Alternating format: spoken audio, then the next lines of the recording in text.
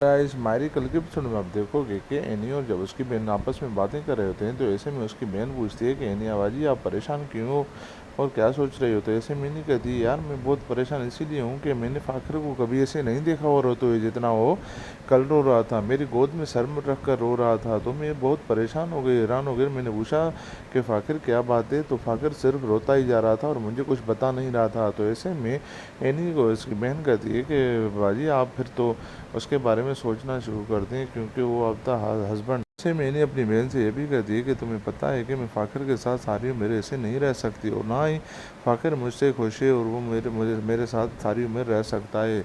तो हमें तो कुछ ना कुछ करना पड़ेगा।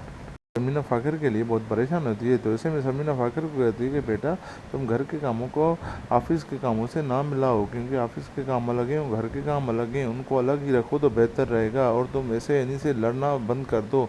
तो ऐसे में फ़ाखिर कहता है कि अम्मी ऐसी कोई बात नहीं है, मैं कभी ऑफिस के काम घर में नहीं लेकर आता, ना ही उसके बारे में सोचता रहता हूँ।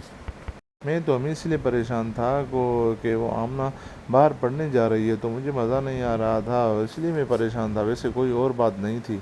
आखिरी सीन में देखोगे कि हबीब राइला को अपनी दूसरी बीवी को अपने घर लेकर आता है जिसका उसे उसने वादा किया था। तो ऐसे में जब राइला अंदर घर में आती है तो बहुत खुश और रिलैक्स होती है क्योंकि वो उसका मकसद था कि उसे अपने घर में जाना था क्योंकि वो उसका हक समझती थी। तो ऐसे में आयशा जब इसे देखती रैला को तो चीख पड़ती है कि ये तुम कहाँ क्या कर रही हो यहाँ पर और तुम हबीब इसको क्यों लेकर आए हो यहाँ पर, इसका क्या काम, जहीर भाई ने मैं कहा था इसको नहीं लेकर आना, फिर तुम इसको लेकर आए हो, मैं इसको कभी यहाँ बर्दाश्त नहीं करूँगी, लेकर जाओ। तो ऐसे में समीना भी कहती है कि तुम क्या भूल गए क्या, इसको लेकर जाओ, क्या क्यों लेकर आए हो यहाँ पर, उसका कोई हक नहीं है यहाँ पर। ऐसे में हबीब सब लोगों को कहता है कि ये मेरा फैसला है और ये मेरी दूसरी बीवी है, ये यहाँ पर ही रहेगी क्योंकि मैं अपनी बीवी को कहीं और जगह पर नहीं छोड़ सकता। और ये कहकर हबीब उसको अंदर लेकर जाता